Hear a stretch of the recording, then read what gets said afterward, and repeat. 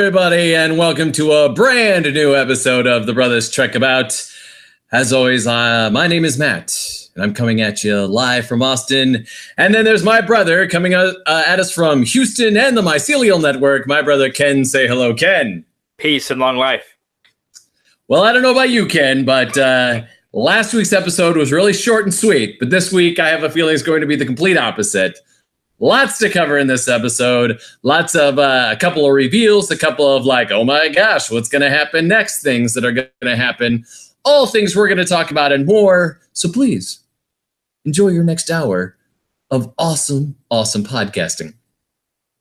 So before we jump into this week's episode, I don't know how many of you watched. I haven't been watching After Trek because for me, like the first couple episodes were very, they were kind of like awkward almost. Like they hadn't quite gotten the groove of what the show is going to be. And so for me, it was kind of hard to watch because I was like, what is happening here? This is so weird. But I've sort of gotten back into the groove of it. And I watched last week's After Trek after we recorded and found out all sorts of cool information about last week's episode that I'm going to share for everybody right now. So first of all, we got Shazad Latif, right, who plays Ash Tyler, and I don't know if you know this, Ken, but he also played Voq. Yeah, I thought it was cool that he credited his dad.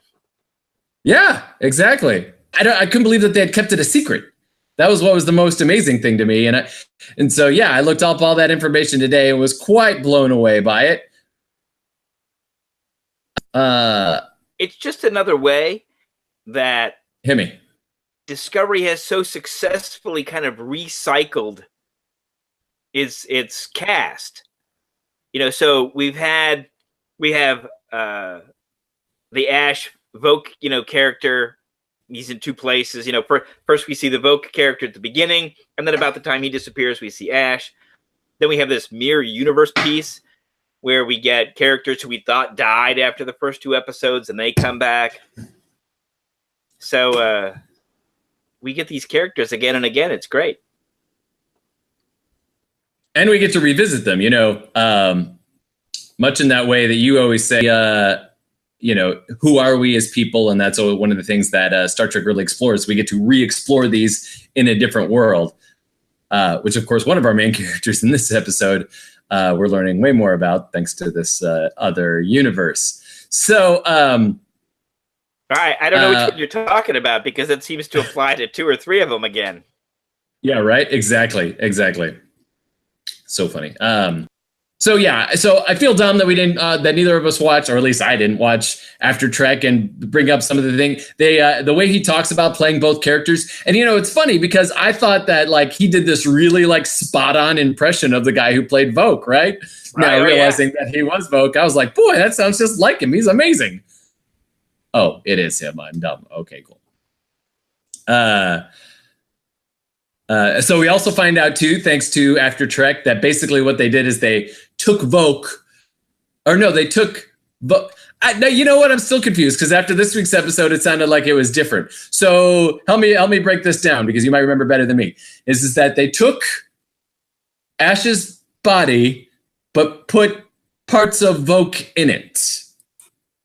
Yeah, I'm not exactly clear on the surgery because, there's all this talk about scar tissue and how they made, Voq's body into the shell of a thing. But then there's also talk about implanting Ash's personality and his memories and such. Yeah, well, they had Ash's body. And I don't think that they just turned Voq into Ash. I mean, I think there's some kind of a, so one of the episodes that they encouraged us to go back and rewatch for our cadet training in this week's episode of After Track was the one, the Tuviks, the one where Tuvok and Neelix get combined into one person. And so it kind of feels more like something like that is going on, in which we get Ash's appearance. But, so, you know, in theory, the inner world would be Voq. And of course, what we actually got was something more of a, you know, enemy within. You had the two fighting over who was going to control, in this case, Ash's body. Yes, exactly. Which continues well into this episode. It's also nice, too, because this also eases that whole idea of the thing that was uncomfortable to me of the human Klingon sex. I guess we can assume that was just hopefully Voq himself and not the human version. After all, Worf did say that, like, humans could never withstand, you know, the sex of a Klingon thing, blah, blah, blah. Yeah, so we always have to figure out, is that hyperbole? Or is it... True. Because, you know, wasn't Worf's wife half-human? And then, of course, in Discovery, we get another half-human Klingon. And plus, we'll have Voq here, who we don't know which way it's going to go, right? I mean, it could go. We don't know if we're going to have, you know, Ash Tyler / Voq going into season 2, or whether or not he's going to, you know, he'll die out at the end of the season or whatever. But it could be an interesting. And that's what I think could be really interesting going into season 2 with this character who's already gone through what he's gone through, and it ends up like some kind of, you know, mishmash of like Spock dealing with his dual personality. But, you know, instead of it being half Vulcan, it's, you know, half, you know, T'Kuvma. I mean, Voq, but, you know. Yeah. Oh, like, and by the way, we're still at war with the Klingons. You know. Right. And then what happens? Exactly. I also like this. This was something Ted Sullivan he's a co-producer on the show, and he was on last week's episode. I really loved of After Trek. I really loved everything that he talked about. He really brought a lot of really cool stuff to say on the show, which sometimes I don't always think that those producers do. But Ted Sullivan, man, he really had some cool stuff. And they were talking about Matt Myro was talking about how like he just wants Burnham to get a win once, right? So here's this half Vulcan who's like been repressing her emotions. You know, she's had like Sarek, who's, you know, sort of just dumped on her you know, her whole life.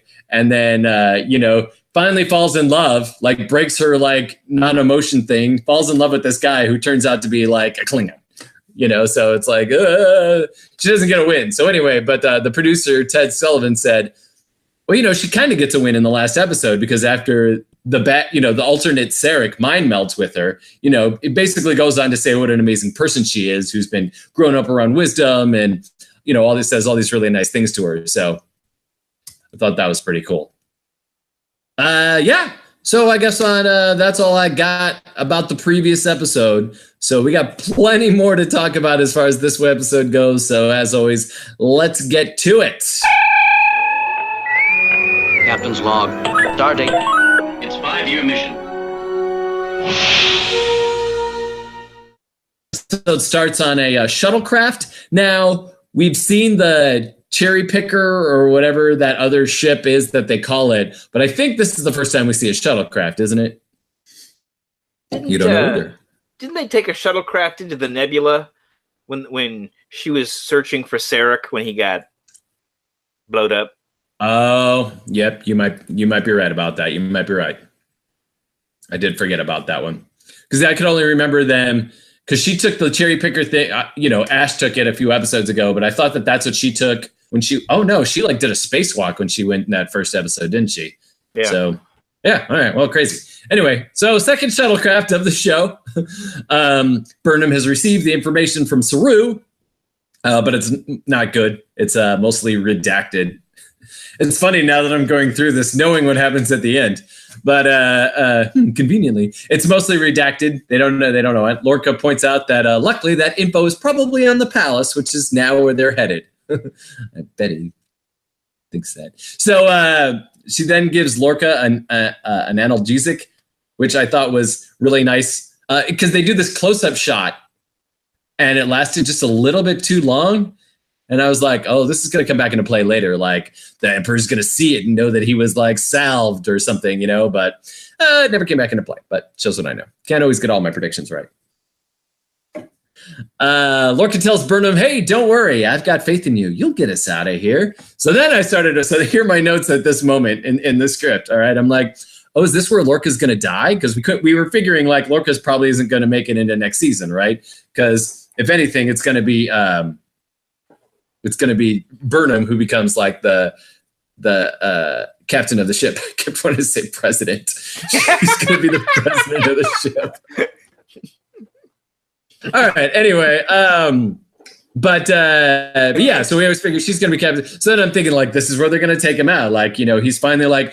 And then my next notice is like, is he like more of a gentler man? Is this like, is he in our universe? He seems more vicious, but in this universe, he seems nicer. Like, I kept trying to figure out like, what is going on here? Because it really felt like this was the end of Lorca.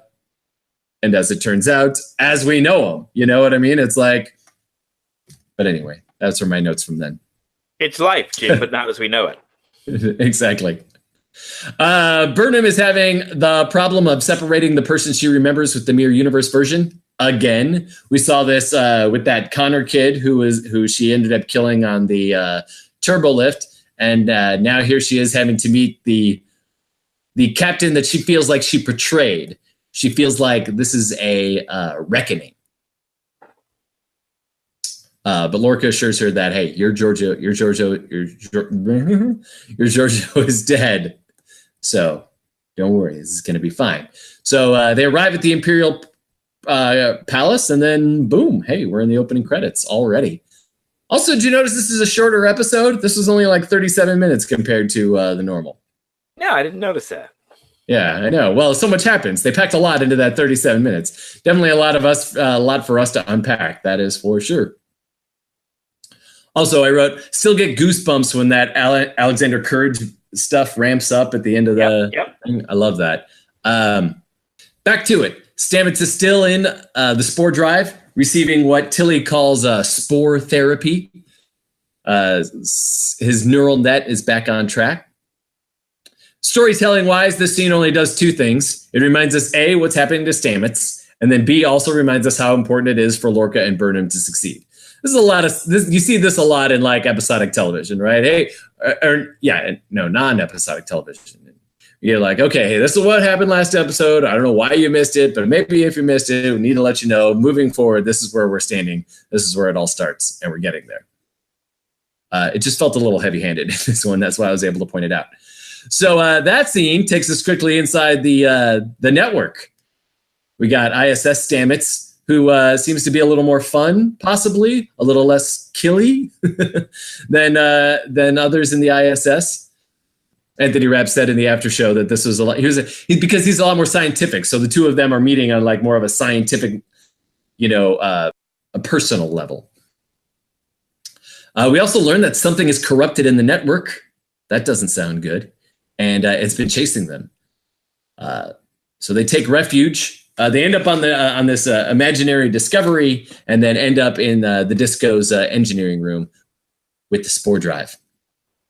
So the last second you get of this scene is Stamets walking into the Discovery engineering room with the spore drive, and he has this very interested smile on his face. And again, I thought he's a little too interested, I think. Onto the palace, we see Burnham making her way to meet the Emperor. The Emperor has these like huge lists of names, one of them being Augustus. I thought that was great because why not? She's the Emperor. Let's just call her Augustus, right? Burnham has to choose a Kelpian for something. We don't really know. The Emperor tells you, hey, you know what to look for. So she chooses one. And I thought one that looked most like Saru too, which I think is interesting. Lorca then is stabbed and smacked with a knife. He is then taken away to another agonizer. Burnham is greeted fondly by the Emperor, who then calls her daughter. Commercial. Actually, didn't get a commercial again this time. I'm not complaining. I'm just saying I didn't get a commercial. Back to it. We are witnessing the medical emergency that Saru was called away to in the previous scene. Voke Ash, I'm just going to call him Ash from now on just to make it clearer, is squirming in the bed and using some nasty language, calling them filthy humans. He says he wishes to die. You know, obviously, being kept alive is not the Klingon way. There's no honor in this, being kept as a prisoner. We know that from many years of Star Trek. The new doc is unsure how to treat Voke. She tries sedating him, but to no avail because of their chemistry in their body. Then we see Ash. He comes through. You know, there's a moment of clarity, and he asks about Burnham, and then he asks for help. And this is like a really tense moment because I didn't know if they were going to do some kind of like, you know, thing like what happened with, you know, Culber a couple episodes ago where, you know, suddenly everything looks really calm and then all of a sudden, frick, you know, death. You know, I didn't know if like he was going to come after Saru or if he was going to like stab a nurse, or I didn't know if something like that was going to happen. And it was tense. Hey, Saru has those threat ganglia. He wouldn't. That's exactly what I said. Right? The threat ganglia would have gone off. That's what would have happened. He would have been much better. He'd have moved in. Then, Ash would have flipped. He'd have jumped back. Been like, what the hell is that? Yeah. Back at the palace, Lorca is thrown into the agonizer. Then at dinner, Burnham finds that she's eating soup, which turns out to be Kelpian. The Kelpian she chose earlier. And then, speaking of those same threat ganglia, we find out that it's a delicacy.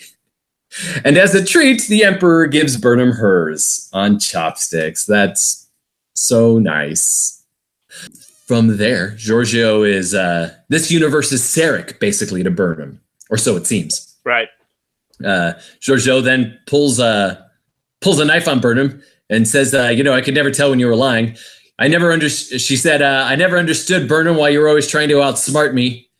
Were you jealous? Why were you never satisfied with the attention you got from me? And apparently in this universe, there was a plot by Lorca and Burnham to kill the Emperor and take over. We then find out she's to be executed by her Emperor's hand in the throne room. Dun dun. Back in the Mycelian network, the two Stamets are trying to find a way home. In the grid that's in his brain or in the network, their last jump doesn't register. Maybe that's because Stamets didn't make that jump on his own. Just saying, maybe that's the reason. But their last jump didn't register. There's nothing in his brain. Then we find ISS Paul has been in the network too long, and he's being taken over by the spores or the network. So his needs have become desperate. Then that's what we got to worry about now, right? Then Stamets, out of the corner of his eye, sees Hugh and calls after him. Apparently, the ISS Paul doesn't see him, but our Stamets is sure that he has. Cut back to the throne room. Are we going to say something? Well, I think the mirror Paul, or yes, it isn't in a relationship with Mirror Stamets, so there's no reason for Mirror Stamets to go, hey, I know you. Right. Anthony Rapp even said in the After Trek show that the ISS Paul is what would have happened to our Paul had he not met Culber. Like, he would have become very dedicated and focused on his work, and would have been a lot less fun, probably. Not that he was all that much fun to begin with, anyway. As we recall from those earlier episodes, it's so true. Cut to the throne room. Burnham tells Giorgio that she is from another universe. She even shows Giorgio the insignia pin. She checks out the quantum signature of the pin, and it turns out that Burnham is being truthful. And then she just easily kills everyone in the room except for the governor of Andor. I don't know why, but she did it. I guess to keep the secret of the parallel universe a secret. That's what it seems like. Secret, yeah. Because we don't want all of those thoughts of unification and working together to threaten their universe as it is. She then names the United Federation of Planets. And as she does, we cut to commercial. Boom, boom, boom. And this time, I got 5 whole commercials. I also didn't know there was a new MacGyver. So, hey, that's a thing. New MacGyver, just what we needed. Back to it. Saru visits Laurel and tries to get information on how to treat Tyler, but Laurel gives up nothing, saying that this is the choice that Voke made, and he is suffering. And if he is suffering, then that is what it means to be a soldier. That is what war is, she says. Back to Paul. In the network, he's still looking for Hugh. He follows him around a few minutes and then, boom, finds their quarters. And Hugh is in there.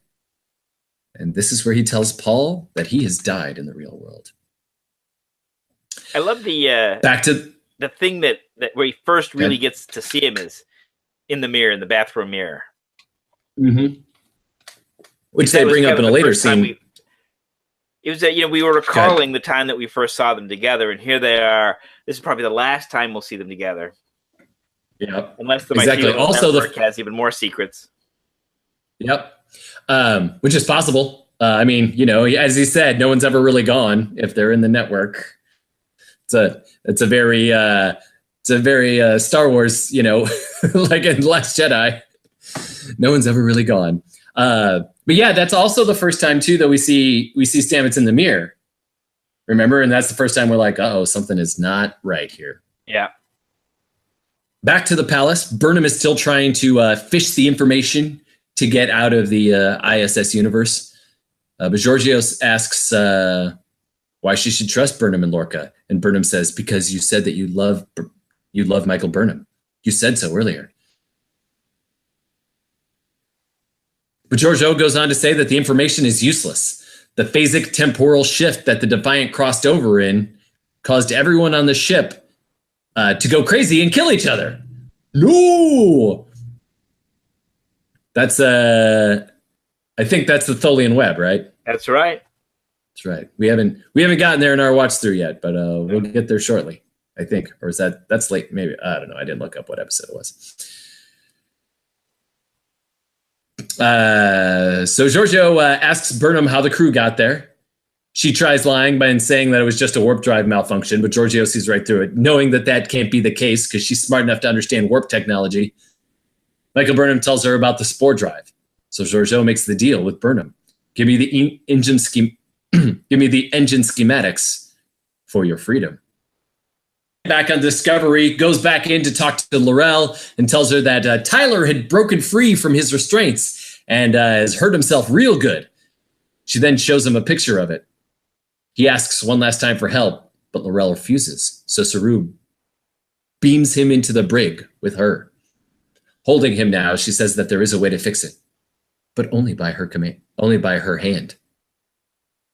Commercial. Got this one skipped too. Back at it, we see Lorca and the Agonizer. This captain comes in and tells Lorca that they had rounded up all of his friends and no one was left. You don't have any friends.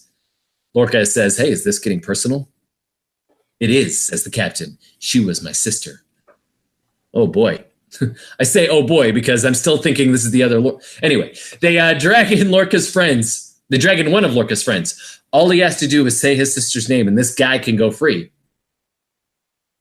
So I write, of course, Lorca doesn't know his sister's name. And in a short time, this guy is dead and his guts are splattered all over Lorca's Agonizer booth. And then he reveals the name. Later, though, not yet. Was it the other guy? Yeah. Oh, did he? Well, so, yeah, the guy you're referring to is the guy who's like, I'm going to show you how dangerous this chemical or this parasite or this pathogen thing is, and the guy dies. Yeah. And then he messes with him some more. And then Lorca kills him and then reveals the guy. Yeah.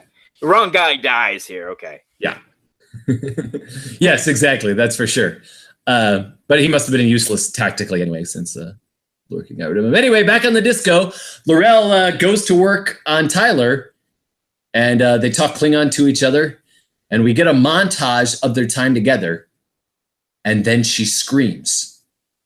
So, do you think that this is the Klingon death scream that we've seen a few times? Did we just see Voke die? What do you think? It's certainly possible. If that's the case, though, then Ash must have been... This must be really Ash. And Voke was overlaid on him. Yeah. Because otherwise, I don't know how you get Voke out of Voke. Yeah. And like leave your, overlay of Ash to run, the body. That doesn't make any sense. True. But if Voke was the overlay and Ash was the thing, then it makes more sense. And again, what could lead to some really interesting episodes in season 2 with him, I think. So, I just said all that. Good for me. Back in the network, Q and Paul have a moment to talk. He says, can it be like it was? And then we cut to a similar scene, again, when we first saw Stamets in the mirror and they were brushing their teeth together. Paul calls his life's work a miss, but Culber says, no, the network is a gift. It threads all life together. It must be the Force. That's what it is. It's the Force. Anyway, he says, but the network is in danger. And we find out that the other Paul, is up to no good. He was the one who corrupted the network for his own gain. We're going to get one last. We've been bringing characters back, right? So does this mean we're going to bring back Tardigrade to eat ISS Paul before it all ends up? That would be amazing. I hope that happens. That would be fantastic. Culber basically goes on to say that everything everywhere will be destroyed unless Stamets can figure out how to get back and fix it. But our Stamets doesn't want to say goodbye to Culber. But he says it's never goodbye. Nothing here is ever truly gone. They kiss, and Paul opens his eyes. But it's the Stamets in the ISS, and he wakes up. But then the Stamets on the Discovery wakes up. I thought for a second they were going to do a switcheroo here. Like, I thought that, like, our Stamets was going to end up in the ISS and vice versa, but turns out that's not what it is. He and Tilly run into the Spore Farm, and the mycelia in there are all dead. It's already been hit by whatever's ravaging the network. Uh-oh. But that's the last we see of Paul. Burnham asks Saru to come with the Discovery to the palace. We then see Lorca and the Agonizer, and the captain is going full throttle on this to Lorca demanding that he says her name. We find out more about the ISS Lorca. He was Captain Juju's right-hand man, Emperor Juju's right-hand man. All of the sensitive missions were his. I trusted him with everything, including you, she says. Oh. Georgiou goes on to say that at first he was a father figure, but then he became something else. Then, in a montage, we see Lorca saying things to Burnham, which then Georgiou confirms he also said to Burnham in the alternate universe. To which I wrote, wait, what's happening? Are they saying what I think they're saying? Our Lorca is the ISS Lorca, is that's what's happening? And then we find out that Georgiou is sensitive to light. Because that, in all capital locks I wrote, is the single biggest difference between our universe and their universe, is sensitivity to light. So that means that our Lorca has been pretending all along. Craziness. What a reveal. So this is a crazy reveal. And it was one of those things that we talked about, way back when we first met him, really. Because there was this chatter out there that, something was wrong with Lorca. He's from the mirror universe. And, we discussed it. We're like, no, he's more like a Jellicoe. He's more like a Commodore Decker. We've met officers like this before. They've never been the captain of the show's ship. Mm-hmm. But the purpose of characters like this, is to create that contrast between our beloved crew and other guys, some of whom are, have good service records, so Commodore Decker, highly decorated. His son goes on to become captain of the Enterprise. Right. In the end, he sacrifices himself to save, I guess, everybody, the universe from at least our part of the galaxy, for sure. Yeah. And so, one of the things that we see at the end of Mirror Mirror is when Kirk asks Spock, how did you know they were imposters? Spock is like, what are you talking about? It was super easy. Those guys were so out of place, it was crazy. And of course, that's not what Lorca is. Lorca's not so out of place that it's crazy. Instead, he's just... Right. He's Captain Sisko during the Dominion War. And so I just didn't think he was crazy enough to make it reasonable to go, oh yeah, totally, he's from the Mirror Universe. Right. Unless either you've seen stuff on the internet because stuff got leaked. Yeah. I read the Star Trek V script before I went to see the movie. Or the mere fact that you knew that it had come out that the Mirror Universe was going to be a thing in this show. Yeah. That you're like, kind of reaching for that. Because this Lorca was not Mirror Universe-y enough. He may have been a little on the edge, but we've seen those captains before. I mean, Commodore Decker, he needed a shave. Yeah. Well, so that's interesting. Again, in After Trek, they were talking about, and did you watch this week's After Trek, by the way? Jonathan Frakes. Yeah, because Jay Frakes was awesome in this episode. He was so funny. He was so great. I really enjoyed him. He is watching the show. He is into the show. He didn't just come on and direct an episode. Well, I also think, too, well, it probably helps. I mean, it's probably one of the reasons. I mean, but, it's probably just because it's Star Trek. You know what I mean? It's going to be, fans are going to be asking at conventions and stuff like, hey, have you been watching the new Star Trek? What do you think? Blah, blah, blah. That's happening. So I'm sure that's another reason he's keeping up with it. But that was one of the major things they were talking about is how fans all along, some fans all along have been saying, hey, this doesn't feel like Star Trek. This Captain Lorca guy is doing things that I feel like are in Star Trek. Right. Which, even, I mean, he's half joking when he says it, but, even Jay Frakes says about Saru, is that he's Starfleet through and through. You know what I mean? He doesn't kill Ash. He doesn't even put him in the brig. He just he puts him into the hospital and says, what can we do to fix him?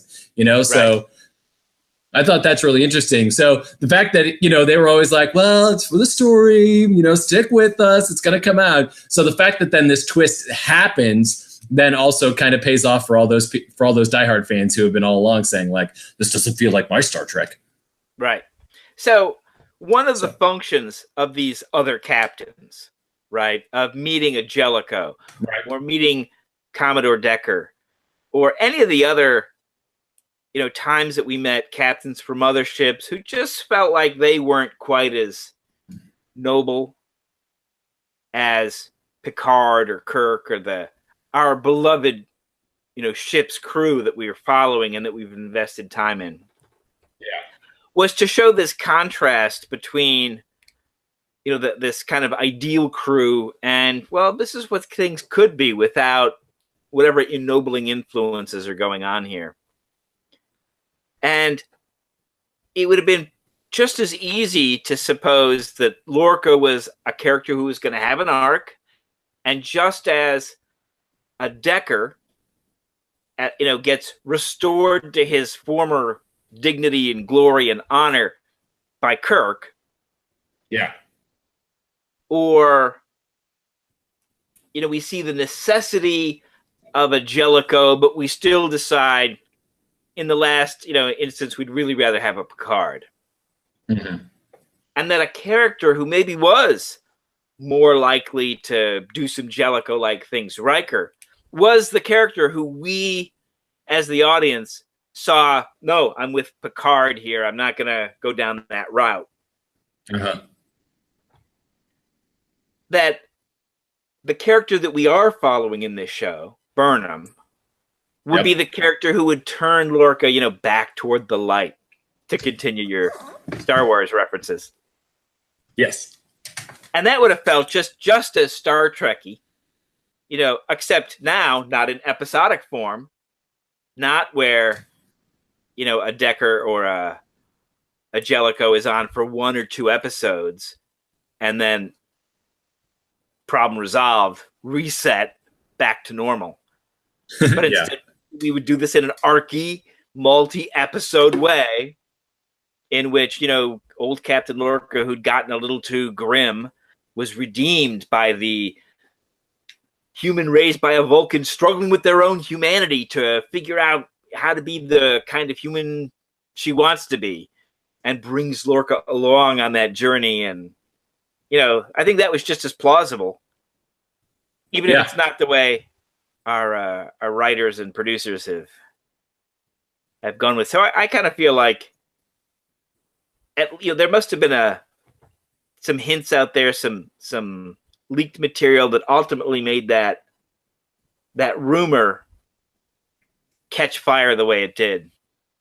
Yeah. And then, of course, once it's out there, it's plausible, and for people to run with it is just because we'd seen some stills early on that involved some ISS stuff. So, well, and there was like that we had said a couple.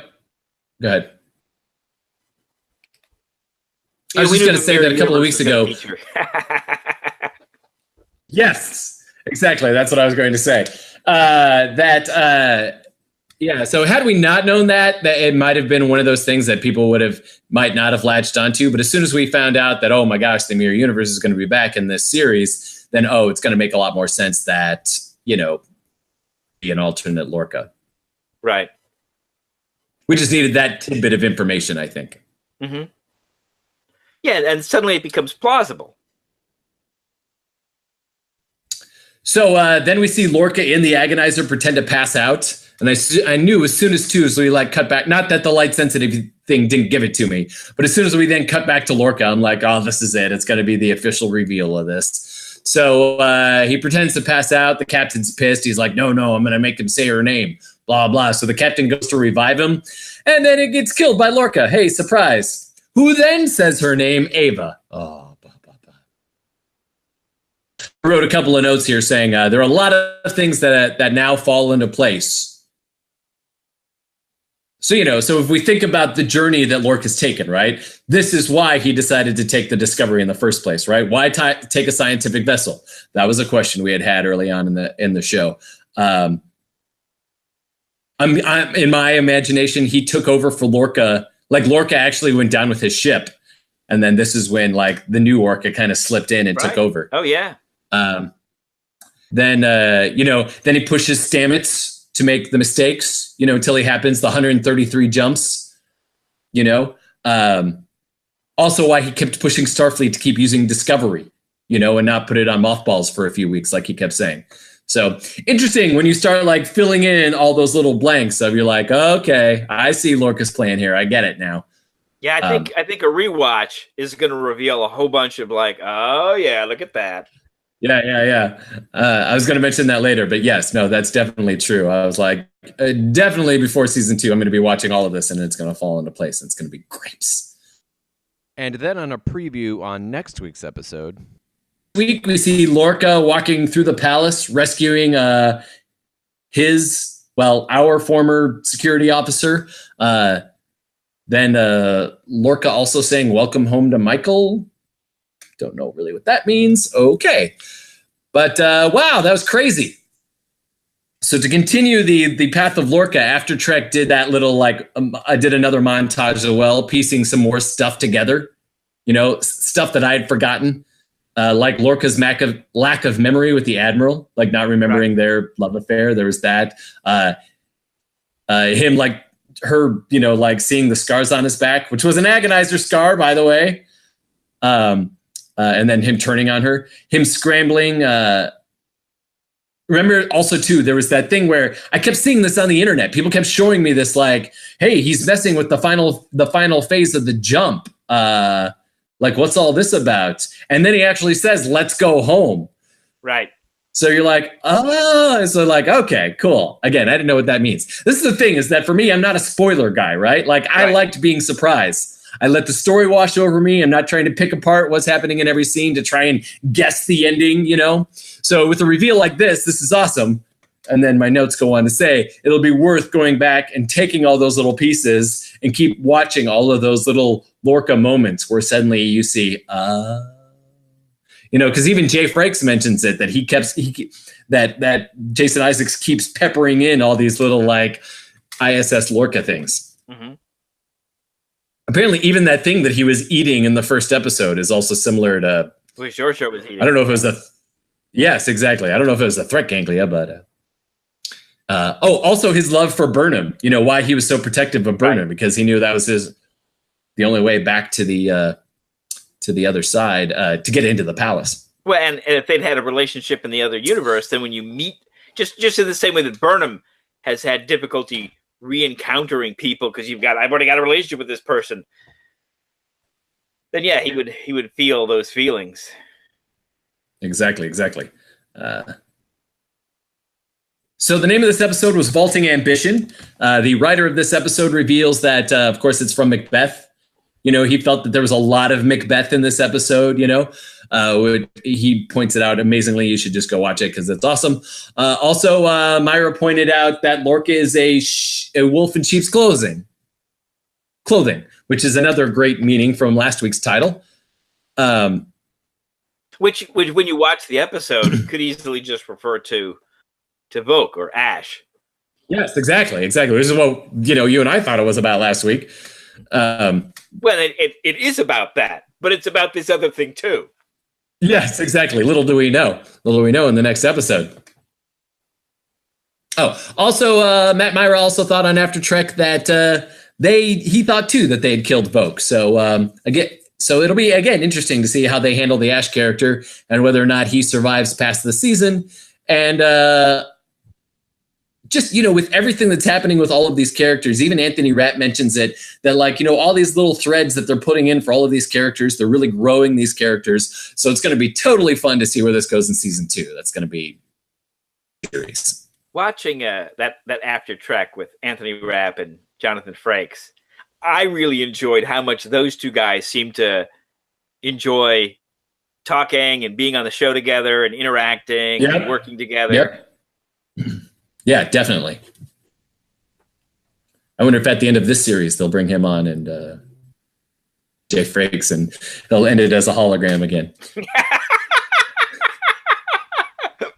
He had more lessons to learn. Yes, exactly.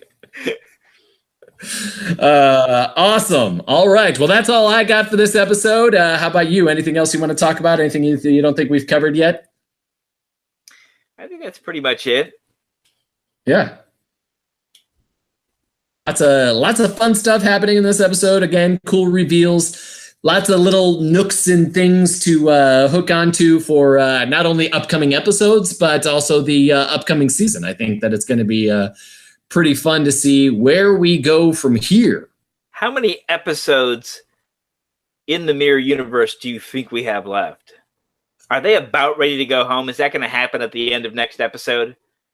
I feel like it's all coming to a head in the next episode. Yeah, that's what I feel. There are 17 episodes, right? Mm-hmm. And so if this is episode 12, that means there's only 5 more. Right. Which seems like a lot.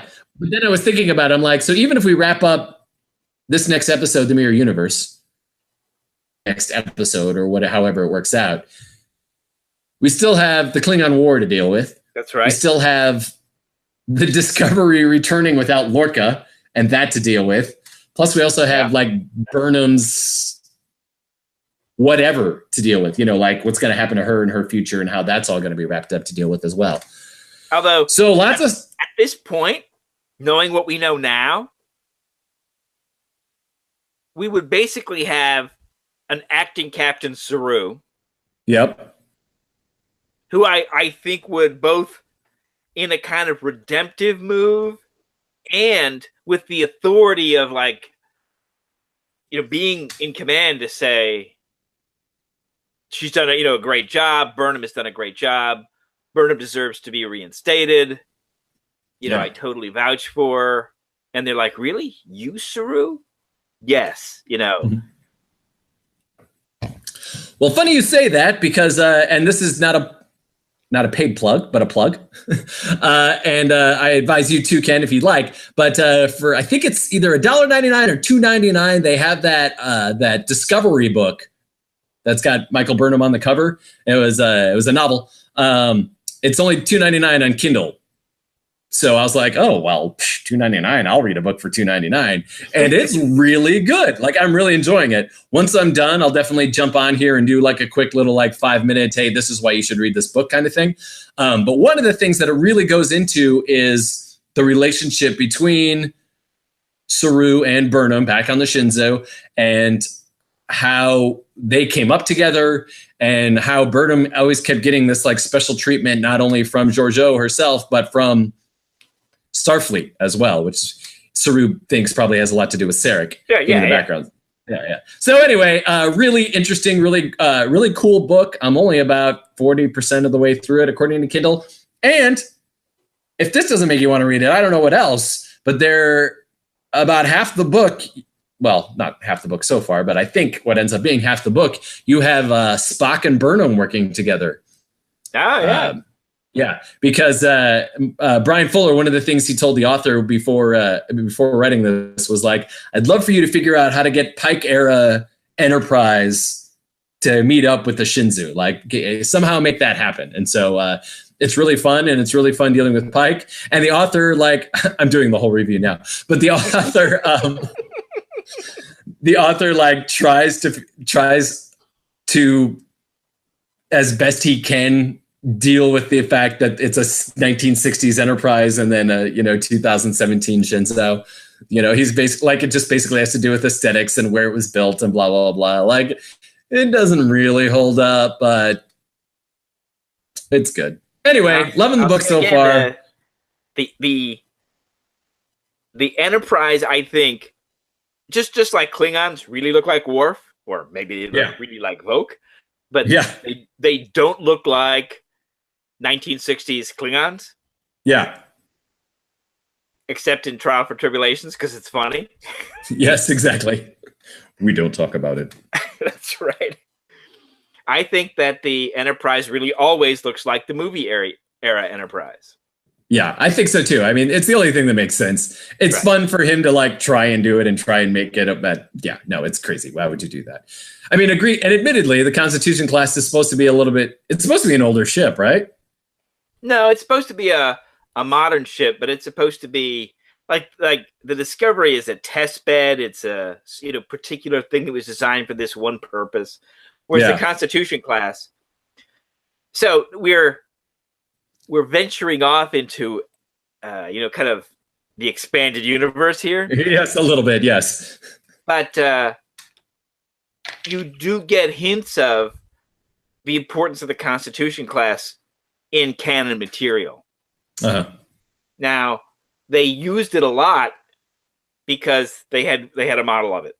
They built a physical model, so they could use it. They could put new labels on it and go, look, it's the Intrepid. Look, it's the Defiant. The Defiant, yeah, whatever they needed it to be. But they also talk about its importance.